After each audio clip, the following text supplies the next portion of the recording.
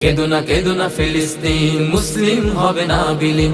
কেদো না ফিলিস্তিন, ইসলাম হবে না বিলীন। কেদো না ফিলিস্তিন, মুসলিম হবে না বিলীন। কেদো না ফিলিস্তিন, ইসলাম হবে না বিলীন।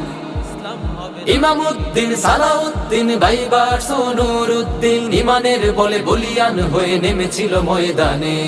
ইতিহাসের ওই পরতে পরতে লেখা আছে যে কৃষ্ণকালীতে তাতার নাজারা কুফফার সব পালিয়েছে ভীতু বনে।